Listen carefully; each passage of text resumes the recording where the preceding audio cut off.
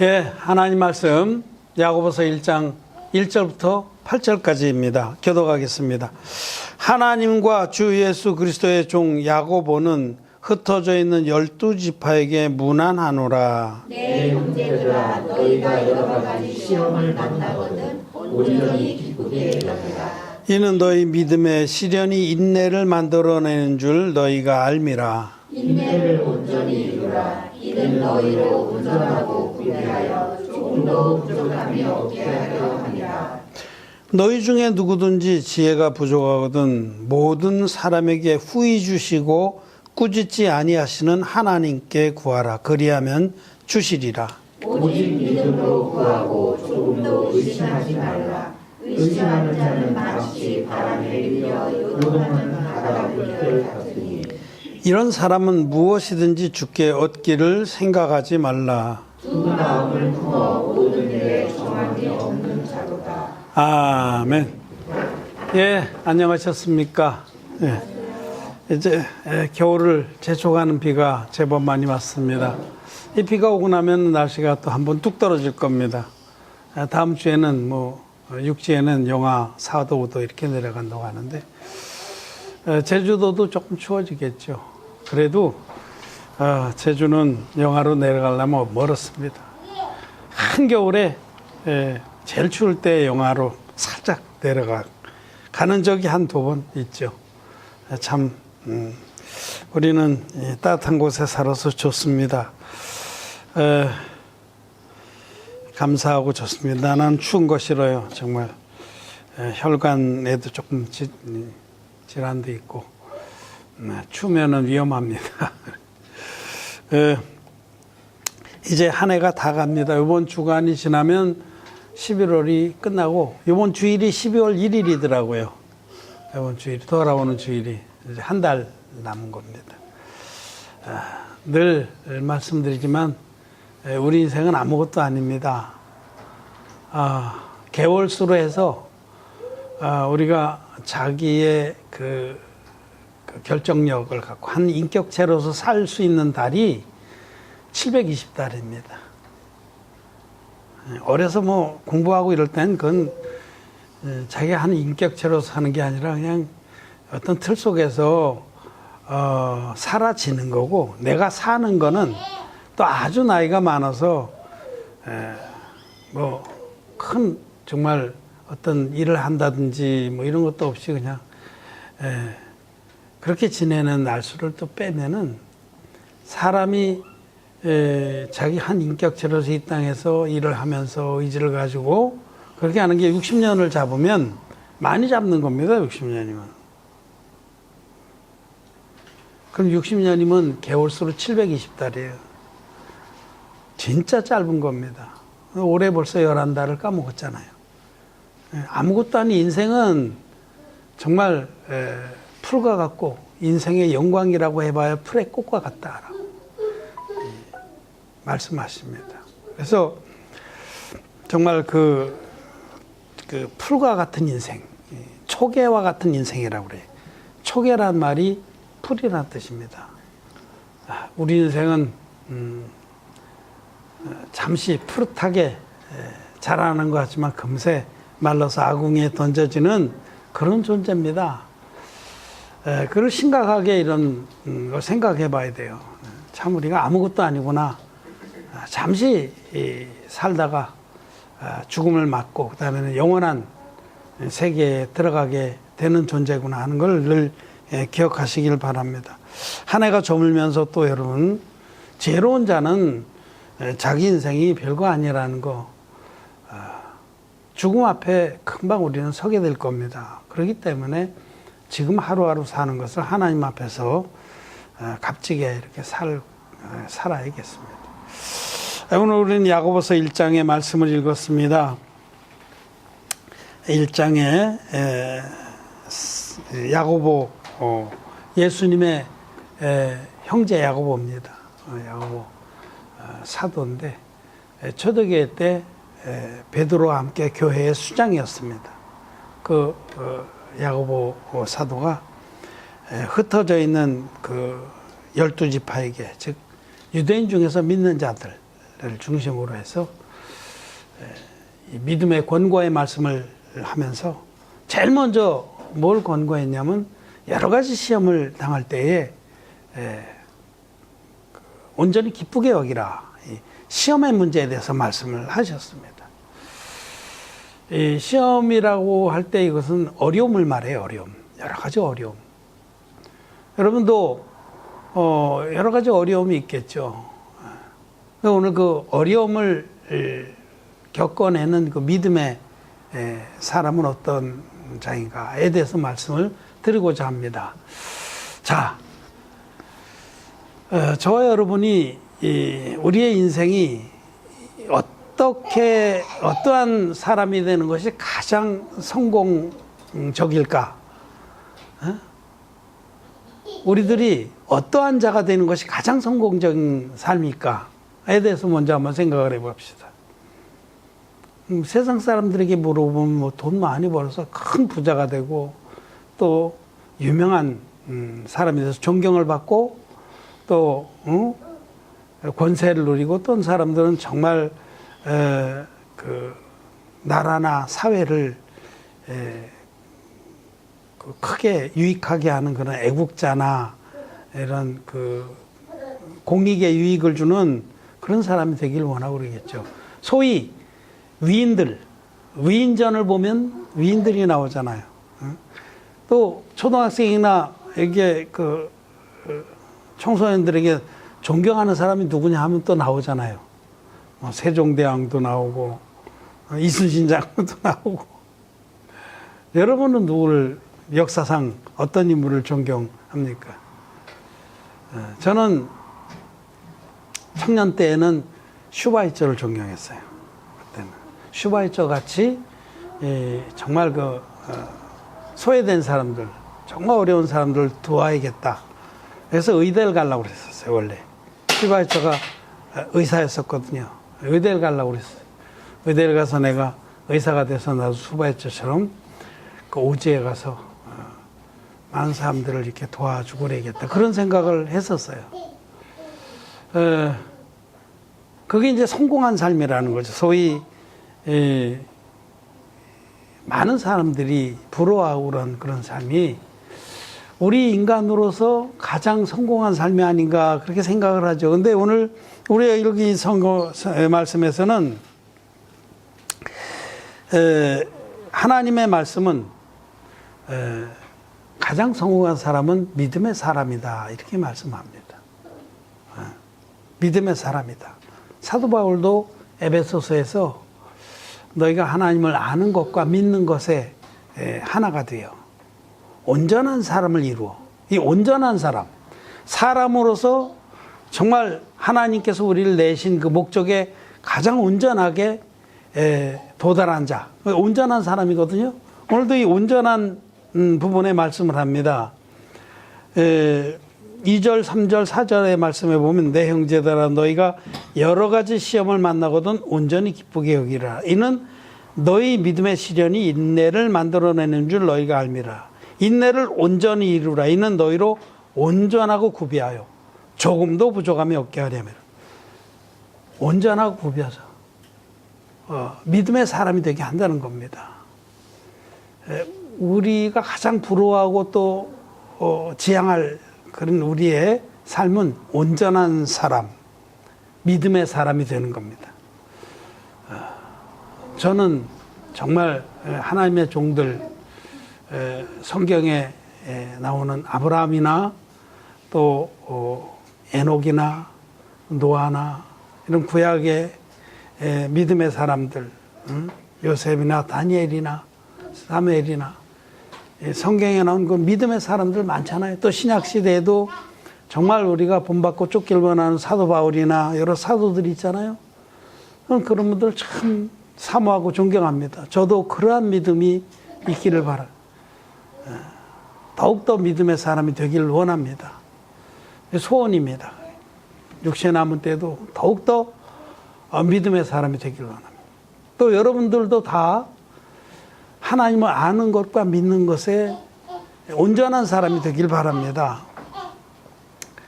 정말 간절히 바랍니다. 여러분들 지금 아직 40대 미만인 우리 청년 형제들, 청년이요 40대 미만. 정말 하나님의 사람으로, 믿음의 사람으로 그렇게 되길 바랍니다. 그런데 오늘 이 말씀하시기를 정말 우리의 그 인생의 지향이 믿음의 사람이 되는 것이, 그것이 하나님 가장 기뻐하는 사람입니다. 하나님은 누굴 기뻐하느냐? 헌금 많이 하는 사람을 기뻐하느냐?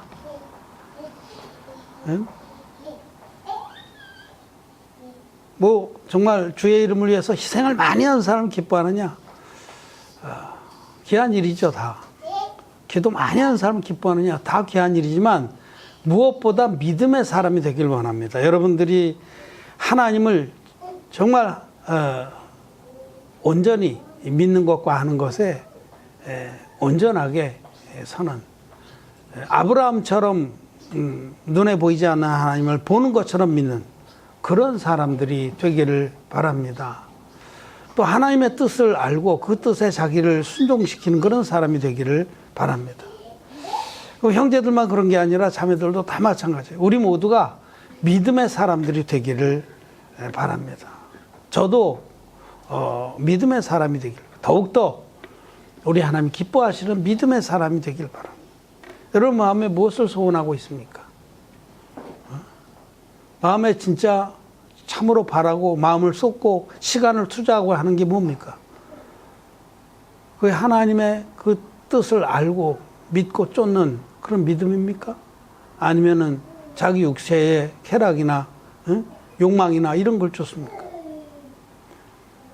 그렇다고 하면은 여전히 자기의 욕망이나 쾌락이나 자기의 어떤 생각이나 육체의 소욕이나 이런 걸 쫓는다고 하면 믿음의 사람은 거리가 먼 겁니다. 하나님 앞에서 그 은혜에 합당한 것도 아니고요. 자, 온전한 사람을 이루는 것이 우리 모두의 목표입니다. 아름다운 그런 삶인데, 온전한 사람을 이루는 데 있어서 시련을 통해서 우리는 온전한 사람이 된다라고 말씀을 하는 겁니다.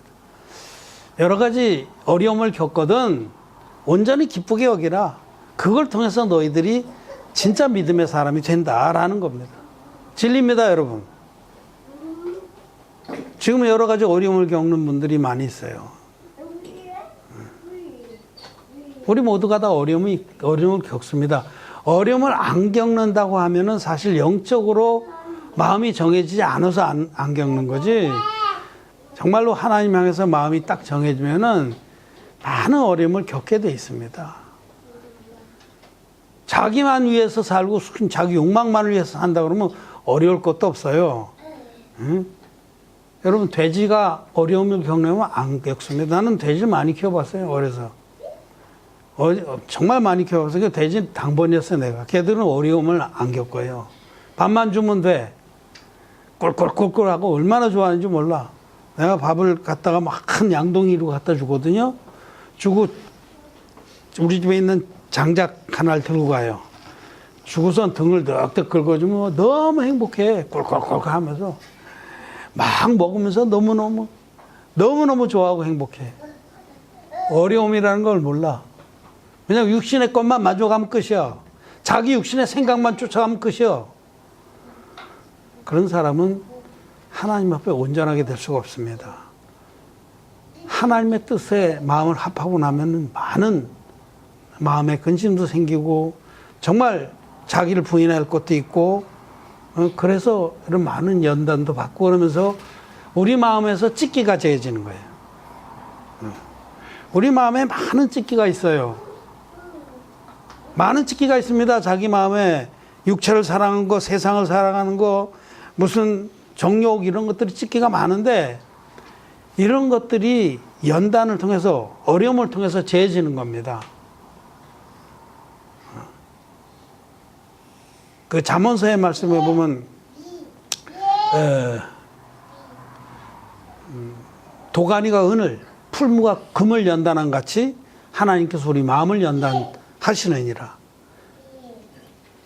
도가니 땅이라 거기다가 은이 섞인 그런 광석을 넣고 막 아래 열을 가면 녹아서 은은 싹 빠지고 찢기는 떠요. 그래서 그걸 걷어내고 그러면 순은이 남는 거예요. 그러니까 뜨거운 그런 연단을 통해서 그 찢기가 재해지는 겁니다.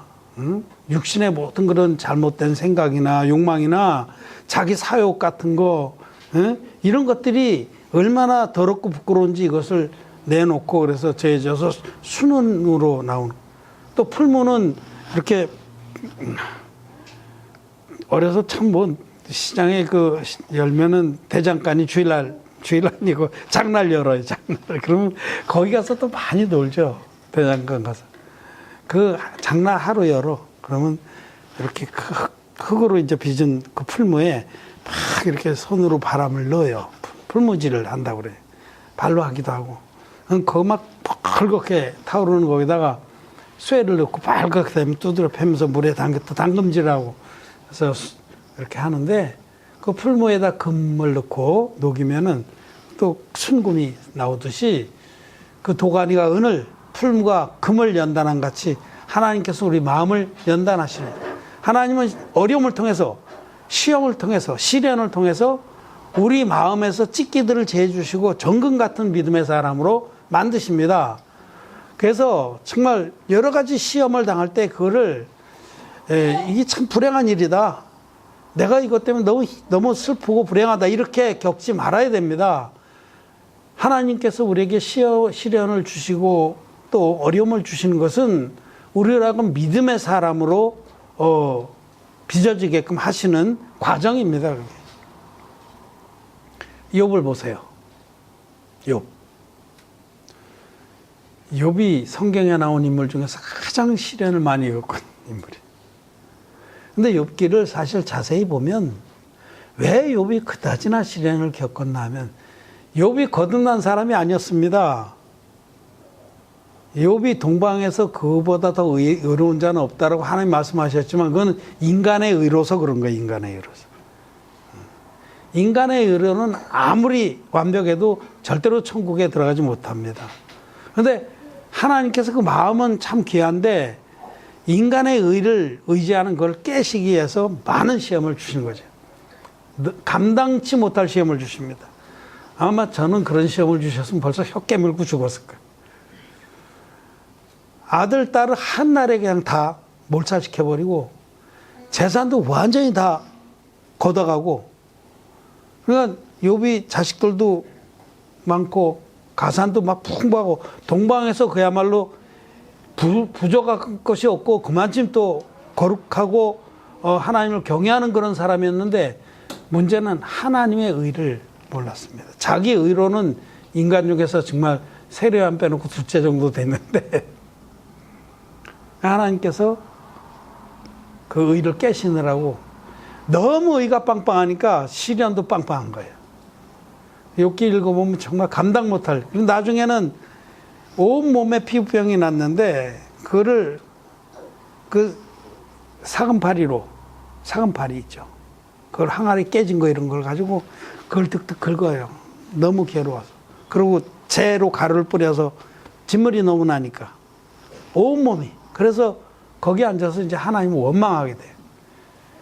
정말 극한의 그런 시련을 통해서 맨 끝에 가서야 마지막 그 자기의 그 오름이 다 깨지고 엎어지면서 하나님의 의를 보게 되는 겁니다.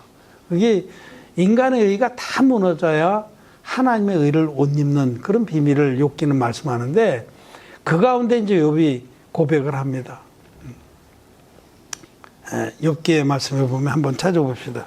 욥기 23장에 욥기 23장 10절입니다. 시작. 나의 가는 길을 오직 그가 아시나니 그가 나를 단련하신 후에는 내가 정금같이 나오리라. 아멘. 하나님께서 우리의 길을 아십니다. 그래서 하나님 우리를 정말 온전한 자, 즉 믿음의 사람으로 만드시기 위해서 어려움을 주십니다.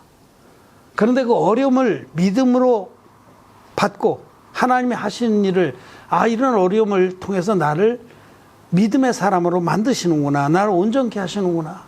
라고 믿고 하나님이 하신 일을 바라보는 자는 마음의 지키들이 다 지어져서 정금 같은 믿음의 사람으로 나오는 겁니다. 그래서 이 말씀, 나의 가는 길을 오직 그가 아시나니 그가 나를 단련하신 후에는 내가 정금같이 나오리라. 정금, 불순물이 다 제거된 그런 순수한 믿음의 사람으로 서게 된다는. 욥은 그렇게 됐죠. 아름다운 일이죠. 성공한 사람이죠. 저 여러분들은 믿음의 사람이 될 걸 사모해야 됩니다. 저는 제주도에 와서 이제 10년이 됐습니다. 지난 15일, 이달 15일이 만 9년째 되는 날이었고, 이제, 이번에 무슨 일이 있어서, 주민등록 초본인가 뭔가 원초본이라고 그러더 주민등록 원초본을 떼었더니 내가 그동안 이사한 것들이 다 있는 거예요, 그거는. 그러니까 봤더니, 여기 제주 와서 등록한 날이 11월 18일이더라고요. 와서 정신 좀 차리고 한 2, 3일 있다가서 주민등록을 한 것 같아요. 며칠 전에 만 9년이 지났습니다. 여기 와서 정말 많은 어려움을 겪었어요. 영육간에 참 힘들었습니다. 정말 앞으로 어떻게 살아갈 거 이런 것도 걱정을 하고 그런 게 제일 큰 걱정이었어요. 사람이 뭐 육신이 있는데 그렇지 않겠어요? 그래서 나는 우선 내 아내도 먹여 살려야 되고 내가 정말 마지막에 복음을 위해서는 문서로 복음을 전파도 해야 되겠고 이런 마음에 주님 앞에 정말 소원을 둔 것도 있는데 그것도 해야 되지만 우선은 먹고 살아야 돼요. 우선 먹고 살아야 그 다음에 일을 하죠. 그래서 암담했습니다. 뭐 내가 여기 아는 사람이 있는 것도 아니고. 노가다 나갔어요. 노가다. 겨울인데 내가 가지고 온 차가 그게 스타렉스 차인데 이런 건 뒤가 가벼워요. 가벼우면 미끄러져요. 근데 그 해 또 눈이 굉장히 많이 왔어요. 그래서 저기 5일장 앞에 그 언덕을 못 올라가요. 그 언덕이 뭐 얼마 안 되는데 그 언덕을 못 올라가서 올라가려고 몇 번 하다 차가 빙글빙글 돌고 사고 날 것 같아서 돌아오면서 정말 마음속으로 눈물이 흘렀습니다. 내가 이거 참 나가서 몇 푼 벌어와야 되는데 그것도 할 수 없구나. 차는 빙글빙글 돌고. 그냥 단적인 예를 들어서 그런 거예요. 뭐 일일이 다 얘기하려면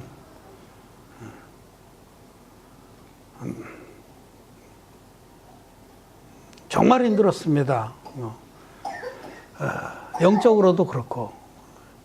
왜냐하면 우리 둘이 예배를 드리면서 마음을 지키는 것이 그렇게 쉽지 않은 거예요.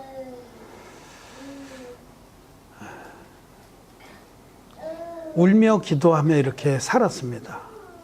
근데 한 가지 그런 과정에서 하나님 앞에 내 삶의 마지막에 그 뜻이 점점 더 선명해지고 마음속에 하나님 앞에 바라는 것은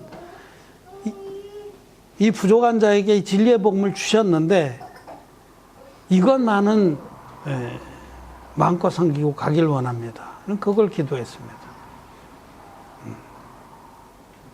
마음속에서 모든 그런 내 속에 욕망이나 무슨 여러 가지 개인적인 그런 생각이나 이런 것이 다 제해지는 거예요. 어려움을 통해서 막막한 속에서 정말 무엇을 위해서 남은 생애를 살아갈 것인가 분명해지는 겁니다. 그래서 아무도 인정해 주지 않을지라도 심지어는 가족들이 아니 당신이 뭘 하겠다고 이런 투로 쳐다볼지라도 하나님만 바라보게 되는 겁니다. 근데 하나님께서는 먼저 우리를 그렇게 믿음의 사람으로 만드시고 그리고는 하나님이 예비하신 것들을 주시는 겁니다.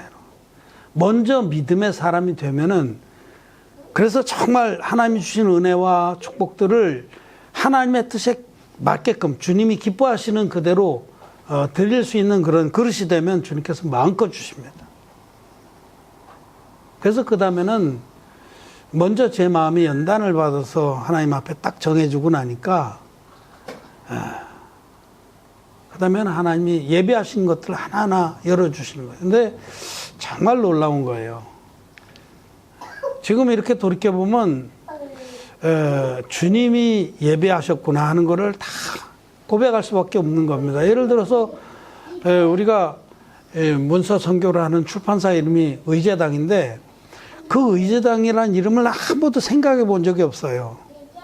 지금 우리가 쓰고 있는 로고 그걸 만들 생각도 안 했었어요. 근데 어느 날 집사람하고 이제 조금 이제 하나님이 생활도 열어주시고 그래서 이제는 뭐 전세로 살 정도 이렇게 이제 정말 그렇게 갔는데 거기 전세로 간 집도 그게 마지막 층인데 다락방이 큰 게 있어가지고 얼마나 행복했는지 가봤더니 그게 있더라고요. 그 하나님 예배하신 집이에요, 그 집을. 그래서 거기서 일을 많이 했습니다. 얼마나 기뻤는지 몰라. 그 다락방을 보고 여기서 이제 마음껏 책도 쓰고 준비를 하고 또 여기서 예배를 드려야겠구나. 마음껏 드렸어요, 거기서. 그래서 살았어요. 근데 그 집도 하나님 예배하셨고, 근데 그때 탐나 문화재가 있어서 주일날 이제 아내하고 둘이 예배를 드리고, 우리 뭐 축제하는데 바람이라도 쐬러 갑시다 하고 한 거예요. 갔는데 딱 문화재에 들어서자마자 바로 왼편에 이 부스에 붓글씨 쓰는 부스가 있고 목각하는 게 있어요. 두 개가 나란히. 그래서 그걸 보고 나도 여기서 오래간만에 붓을 한번 잡아봐야겠다. 몇십 년 만인지 모르지 뭐 한 3, 40년 만에 대학 때 내가 붓글씨 쓰고 말았으니까. 그래서 붓을 잡고 문진을 눌러놓고 목을 갈아서 딱 들었는데 뭘 쓸까 하고 생각하는데 그 의제당이라는 글귀가 떠올랐어요. 그게 그러면 우리 집 다락방에 거기다가 당호를 하나 붙여야겠다. 그래서 썼습니다. 그게 의제당이에요. 의를 나누어주는 집. 의제당. 그런 이름을, 그걸 뭘 지어야겠다 생각도 전혀 안 했는데 하나님이 예비하신 이름을 주신 겁니다. 그래서 글씨도 또 잘 됐어. 내가 글씨 잘 못 씁니다. 그렇게 뭐 수준급이 아니에요. 그냥 내 취미로 좀 하는 사람인데 내가 봐도 내 실력에선 잘 써. 내 실력 한 200%짜리가 나온 거예요. 그 글씨가 괜찮아요. 힘있고 반을 임체로 반초소로. 그래서 그거를 받아들고 또 목각도 그 옆에서 도와서 해가지고 갔다가 딱 그 다락방에 붙이고 의제당이 시작됐는데 그러고 있다 좀 있다 이제 책이 좀 되기 시작해서 도서출판 의제당이라고 출판사 이름이 된 거예요. 그게 하나님이 예배해서 주신 거예요. 내가 무슨 생각을 한 적이 없어. 그렇게 예배하신 걸 주시는 거예요. 또 지금 우리 사택도 이렇게 살다 보니까 자꾸 어머니도 모시게 되고 또 뭐 이렇게 하니까 도저히 방이 없어서 도저히 이제 더 안 되고 이래서 좀 방이 많은 집으로 가야겠다고 우여곡절 끝에 어디 하나 계약했는데 그 집이 에어컨 못 넣는다, 구멍 못 뚫는다 그래서 막 진짜 암담했죠. 여러분 새방 살고 전세하는 사람들이 여기저기 집 보러 다닐 때 제일 비참합니다. 비참해요. 이번에도 집을 보러 있군데 다니면서 마음이 씁쓸하더라고요. 저는 그때 집 보러 다닐 때 계속 얘기했어요. 야, 보지 말자. 때가 되면 주신다. 그런데 하여튼 그런데 그게 틀어주니까 뭐 암담하지. 식구는 많지 방은 많아야 되지. 예배도 드려야 되지. 그런데 그때 그 하나님이 예배하신 집을 지금 보여주신 거예요. 준 거죠. 그것도 그거 우리가 갈 수 있도록 다 길도 열어주셔서 그렇게 거기서 4, 5년을 잘 살면서 거기서 많은 복음의 진전이 있었던 겁니다. 엄청난 복음의 진전이 있었고 여러분들도 이제 내려와서 이렇게 같이 교회가 형성돼서 이렇게 예배당 와서 예배를 드리게 됐는데 그 구비구비마다 하나님이 역사하신 것들을 보면 그 예배하셔서 하나님. 그러니까 하나님 먼저 믿음의 사람이 되게 하시고 하나님의 기뻐하신 뜻을 쫓아 나가는 믿음의 사람에게 당신이 예배하신 것을 차곡차곡 주십니다. 여러분, 그 집이, 예, 제가 사는 집이 거기 내가 9년 전에 맨손으로 제주에 내려온 사람이 살 수 있는 집이 아닙니다, 그게. 응? 내가 능력이 많아서 그렇겠지. 그렇게 생각하지 마시고, 나 이제는 70이 다 된 사람이 내가 무슨 능력이 있겠어요. 그 사이에도 정말 하나님이 놀랍게 인도하시고 축복하셔서 여기까지 왔는데, 말도 못합니다. 내가 돌이켜보면 하나님이 예비하셨던 걸 주시는구나. 예. 그것도 주시지 않았어요, 결국은. 그거 살 능력이 없어요. 응? 제주에서 그만큼 비싼 집 없습니다. 근데 그걸 샀잖아요. 그거 살 능력이 없는데 어떻게 사냐. 하나님 언젠간 그 선교센터를 지어야겠다 그런 생각을 하고 땅을 조금, 돈을 좀 모아서 진짜 복음을 위해 하려면요, 자기를 위해서는 최소한도로 써야 됩니다. 그리고 어쨌든 이제 모아야 돼요. 그래서 조금 많았는데 안 되는 분량이지만 그때 마침, 응? 우리 집 사람이 땅 하나 보자 그러는데 나하고 같이 영업 다니다가 어플로 본 거예요, 어플로. 휴대폰에서. 근데 얘기를 하길래, 괜찮다, 하고 가보자. 그래서 딱 그날 가서 보고 그날인지 그 다음날 계약했습니다. 참 그것도 막 정말 일일이 다 얘기하자면 기가 막힙니다, 여러분. 내가 그때 우리 가지고 있는 돈이 어림도 없어요, 그거에. 근데 제 형제가 좀 보태고 이래가지고 한 번에 그 값을 다 묻히는데 이 사람이 자기 세금 관계 때문에 얼마만 주고 6개월 후에 달라는 거예요. 얼마나 고마워. 그래서 아주 순적하게 이렇게 돼서 그리고 그 나머지 몇 천만 원을 몇 개월 만에 벌었습니다. 하나님이 주셔서. 한 5천만 원 정도를 몇 개월 만에 벌었어요. 그러니까 하나님이 얼마나 복을 주셨는지 그때 말도 못합니다. 왜냐하면 하나님 앞에 마음이 바르기 때문에. 나만을 위해서 살지 않기로 딱 정했기 때문에. 남은 때에 오직 복음을 위해서 살기로 마음을 정했기 때문에 마음에서 찍기들이 다 재어지고 믿음의 사람이 되고 하나님을 눈으로 보는 것처럼 믿고 쫓기 때문에 하나님이 예배한 걸 하나하나 주신 겁니다. 여러분, 응? 그게 남의 얘기가 아니고, 우리들의 얘기입니다. 그래서 그거를 사놨는데 이제 이거를, 그게 뭐 어떻게 애물단지가 된 거예요. 왜냐하면 땅값은 막 올라갔는데 문제는 팔면 세금으로 절반은 가져가요. 원금 빼로. 그러면 진짜 배가 아파서 못 팔겠어. 그래도 10년이 지나도 똑같대, 그거는. 그래서, 저거 참 어떻게 하면 좋냐. 우리 식구들은 거기다 놔뒀다 나중에 펜션이라도 지어서 노후 대책을 하자 그러는데, 그런데 또 하나님이 기가 막히게 우리 지금 이번에 얻은 그 집 주인이 부동산하고 뭐 이렇게 여러 가지 하는데 내가 제안을 했더니 머리가 이렇게 그쪽에 잘 아니까 이게 하나님 또 움직여서 나는 절대로 불법으로 하고 싶진 않다. 다운 계약서 쓰고 이런 건 싫다. 정당하게 이렇게 해서 쳐주고 이렇게 하자. 그래서 여러분 길이 열려서 이렇게 한 겁니다.